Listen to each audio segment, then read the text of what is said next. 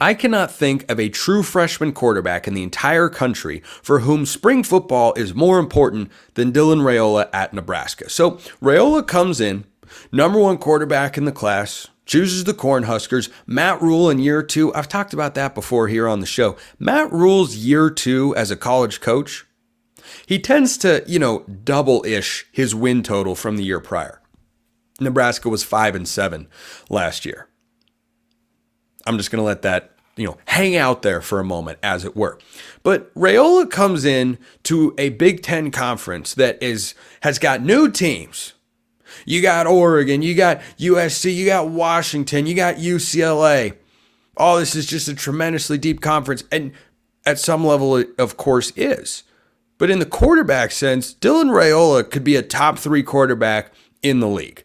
That is 100% on the table, because when you go up and down this conference, there are not a lot of high-end quarterbacks. There just aren't. And look, Dylan Raiola is an enigma at some level because we haven't seen him take a college snap yet.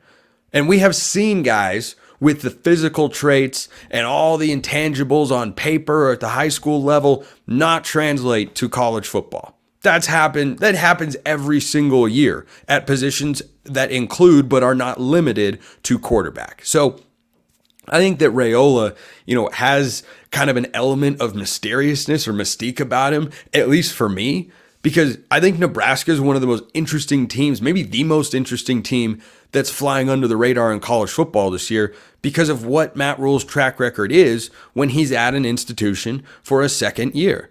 And then you bring in a potential true freshman quarterback who might be starting and who looks like he could be the start. Now, that's the other thing in spring football is my understanding is Matt Rhule has not yet named a starting quarterback for the Cornhuskers. So Raiola might have to, actually show that he's capable of winning the job. But if he does, if he starts to really pop, you think it's crazy to say he could be a top 3 quarterback in the Big Ten?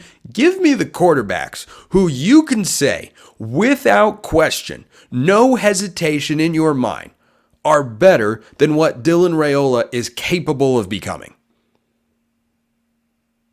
Just think about it for a moment. Who are the best quarterbacks in the Big Ten right now? You can look at Dylan Gabriel at Oregon. Yeah, he's quite good.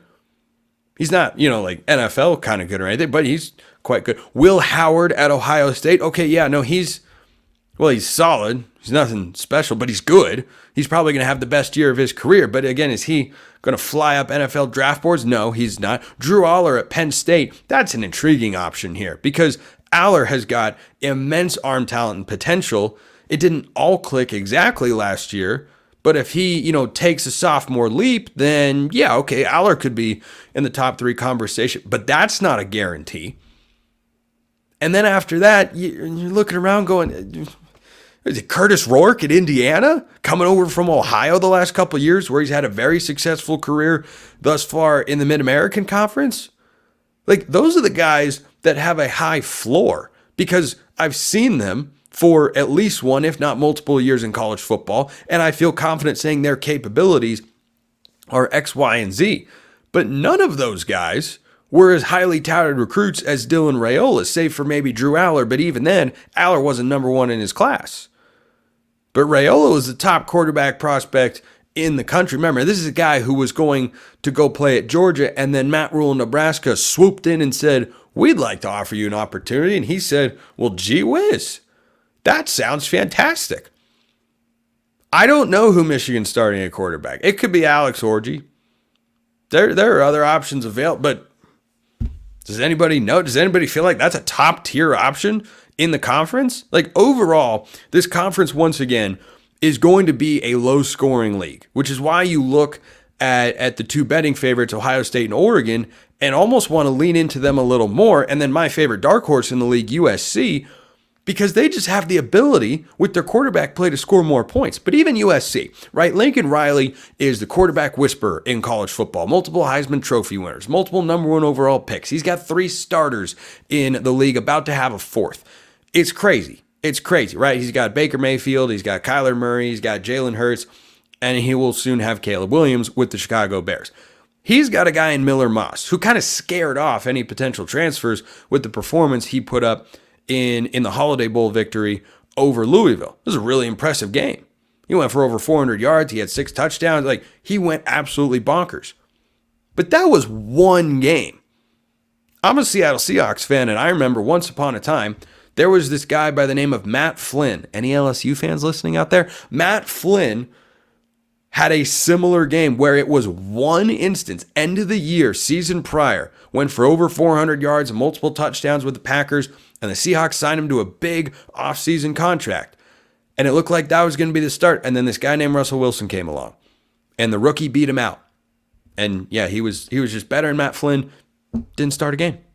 Did not start a game for the Seattle Seahawks at quarterback. So I bring that up just to say that I saw Miller Moss's potential. I know that Miller Moss can be one of the best quarterbacks in this league.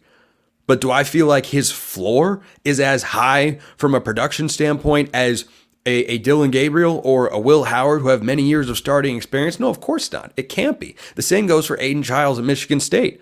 Guy could be one of the best quarterbacks in the league this year if he has a great breakout season. But have we seen it before? No. So this conversation with Raiola, I think, really depends on him. Because last year, anybody who watched Nebraska's offense knows that their quarterback play was, let's just call it, unimpressive. What Jeff Sims was not the guy. He was a guy. He was not the guy. And so if Raiola comes in and starts, I don't think it's out of the realm of possibility he could have a better season than Drew Aller. He's got the talent to do it. It's about everything clicking. Can he get comfortable? Can he adjust to the speed of the game? Can he pick up on the scheme? Can he pick up on the nuances of running a college offense? Which is, just about in every single occasion, a lot more complex than what anyone was doing at high school, even if you were at one of the premier institutions in the country for high school football.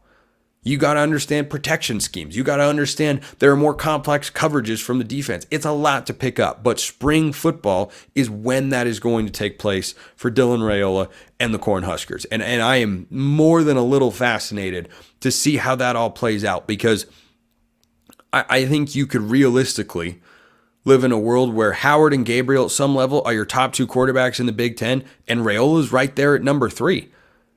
And heck, Will Howard hasn't put up gaudy numbers in his career. He's been in, a more run-centric team with Kansas State, and certainly Chip Kelly and Ryan Day will run the football. That's foundational to what they do offensively. They're not running an air raid up there in Columbus or anything of the sort. But do I expect Will Howard to be in the Heisman category? I don't know that the Big Ten has got a Heisman caliber quarterback in it. I don't see who it is. I'm an Oregon guy, and I think Dylan Gabriel is really good. Last year, Gabriel had an excellent season. 3,600 yards, 30 touchdowns, 6 picks, ran for 12 touchdowns and 400 to 500 yards. That's a really, really good year. Oklahoma went 10-2. He didn't sniff the Heisman Trophy. Did not sniff it. Was maybe in the conversation briefly for a moment when Oklahoma was undefeated, but I don't think that he's got the capability to put up the sorts of numbers to where if the team isn't having an absolutely amazing, like borderline undefeated season, he's going to garner Heisman Trophy attention. So, I think Gabriel is quite good and proven. And I think Will Howard is good and proven, but there is not a lot of high-end quarterback play in this league. Dylan Raiola could insert himself into the Big Ten and be one of the best signal callers early in his career. He's got all the physical tools. It's going to be about what he's got between the ears to figure out how to adapt to the college game. Big, big spring on hand for Raiola and the Cornhuskers. Appreciate everyone listening. I'll see you next time. And until then, hope you have a wonderful rest of your day.